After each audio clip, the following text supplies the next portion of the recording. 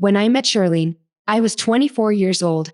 The girl was a bit younger, just finishing college. Like all lovebirds. In the beginning of our relationship, we spent a lot of time together. When we started thinking about living together, we rented a one-bedroom apartment on the outskirts of the city and moved there, getting closer and getting to know each other in everyday life. For about a year, we lived just the two of us until we started talking about marriage. And I proposed to my beloved. As we prepared for the wedding, we dreamed out loud about our own apartment, about traveling together, about a big dog, and so on. Money was tight back then, but since my college years, I worked as a website developer, and by age 26, I had some savings. So after the wedding, we were able to buy our small apartment, which I took out a mortgage for in my name. I remember how proud I was because it was a big step towards an independent life. Charlene and I moved there and gradually began to pay back the loans together. It took several years before we paid it all off and got rid of that financial burden. Right after that, my wife started talking about traveling around the States. She had dreamed back during her honeymoon of visiting cities like Seattle, San Francisco, and Portland. But because of the loans, we couldn't afford it. I understood her desire to get away somewhere and unwind. But at that moment, I wanted to move up in my career, earn a little more money so we wouldn't go hungry or get into debt again. After traveling, the proposed travel date kept getting pushed back, and I could see Charlene's mood changing before my eyes worsening. It seemed silly because her job brought in much less money. You could say the two of us were practically supported by me alone. Yet the accusations about why we still didn't have money for the trip were targeted at me as well. The atmosphere at home became more tense when I started working remotely from home. After that, my wife and I were like cats and dogs for a period of time. I was getting a few orders from clients, and because of the need to start saving, Charlene got even angrier at me. Although to be honest, she didn't really lack anything. Even with fewer orders, we had enough for the necessities. The apartment, groceries, and household items. There was always money for that. But the very fact that I started giving my wife less money made her resentful.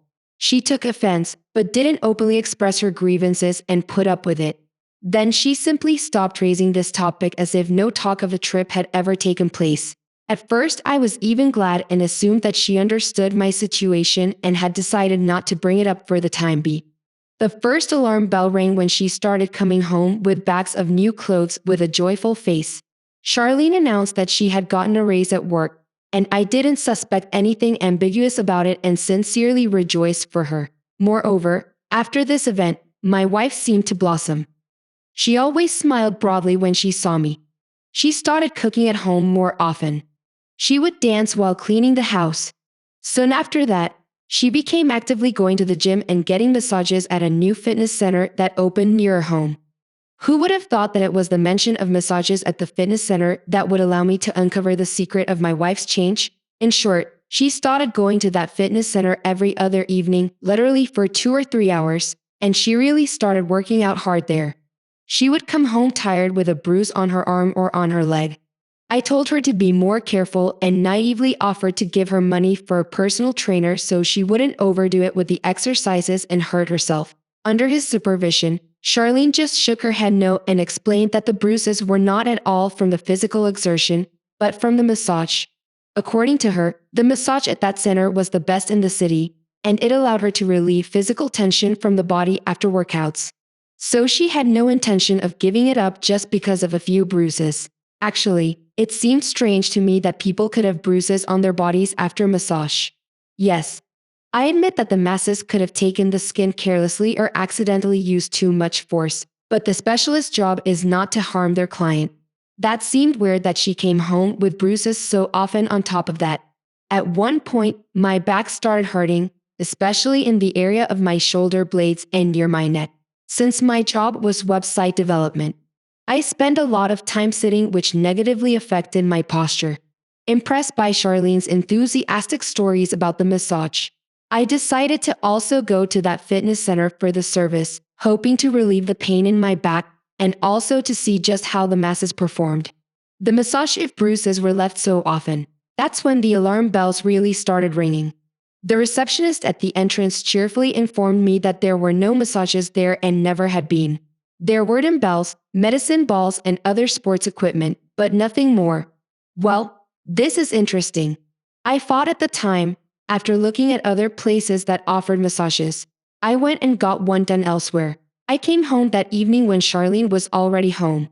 I wanted to ask what was up with the massages, but rephrased the question a bit. So how was the massage? Still doing it there? No pain? I asked her and of course, got an affirmative answer. I didn't confront her right then and there that there had never been any massages at that fitness center since the day it opened. I didn't want to think about secret meetings with another man because I had no direct proof of it, but no other options even entered my mind. So I decided to act more cunningly. Since I had been transferred to remote work from home, I no longer needed to drive to the office every day. So my wife used the car. I installed a hidden camera in the vehicle which streamed video in real time to my phone and showed its location. That's how I hoped to track whether Charlene really was staying late at work and going to the gym. And that's how the truth came out, as I expected. That evening, when Charlene was supposed to go to the fitness center, according to her schedule, she got in the car and drove off completely, not in its direction. Instead, she went to an empty parking lot in the evening near one of the shopping malls on the outskirts of the city. I saw my wife unbuckle her seatbelt and move to the back seat of my car, constantly messaging someone and glancing out the side windows. Soon, an elegant man in his 40s got into the seat next to her in the back. He kissed Charlene on the cheek. They talked about something for a while, holding hands. At some point, he put his hand on her knee and leaned in for a kiss. My wife reached for him in return. I tensely watched all of this on the camera stream. I felt nauseous from what was happening, but I couldn't look away from my phone screen. A kiss quickly turned into passionate embraces. I saw the man's hands greedily roaming over my wife's body as he unbuttoned her blouse. She enthusiastically responded to his caresses, running her fingers through her lover's hair and pressing her whole body against him. They kissed as if they were about to have sex right there in the car. I sat there paralyzed, unable to look away from the screen. How could Charlene so cruelly betray me and our union? I felt rage boiling up inside, unable to take it. I quickly got dressed and ran over to my neighbor friend's place with no explanation. I asked to borrow his car, promising to return it soon and getting the keys. I drove towards the supposed meeting place of the lovers. Luckily, I got there without traffic and quickly, right at the hottest moment of what was happening. The car was rocking slightly on its wheels. The rear windows were fogged up from the stuffiness inside. They say anger blinds you, but I felt clearer than ever in that moment when I abruptly opened the rear door closest to the lovers and with one jerk, pulled them both outside. Just like that, half undressed. The first blows landed on the man's face, causing blood to spurt from his nose. I felt a crunch under my fist as I punched him again. Charlene was screaming with tears in her eyes, begging me to stop, but fell silent after a powerful slap hit her across the face. Luckily for the two of them, it ended at that. I left them both right there, lying on the cold asphalt, and got behind the wheel of my car and drove home before leaving. I'd only told my wife to take her suitcases with her things from her place and never come back. That's how it all came out. The next day, Charlene tried to come home and explain, but I didn't want to listen to her excuses. The betrayal had happened. No more words needed. Her things were already outside the door. At that point, the only thing I managed to say in conversation with her was about the upcoming divorce. We divorced quickly and without unnecessary talk since the apartment mortgage was in my name, according to the documents. It went to me after the division of property, but I soon sold it because I felt uncomfortable from the memories associated with it. With the remaining money, I went traveling around the States myself, which I had long dreamed of doing but couldn't afford before. As I later found out from mutual acquaintances, the man I had beaten up was her boss. After my encounter with him, he was apparently afraid to continue communicating with and meeting my ex-wife, so he soon fired her and stopped financially supporting her. Charlene was left without work or financial support and was forced to return to her parents in a provincial town.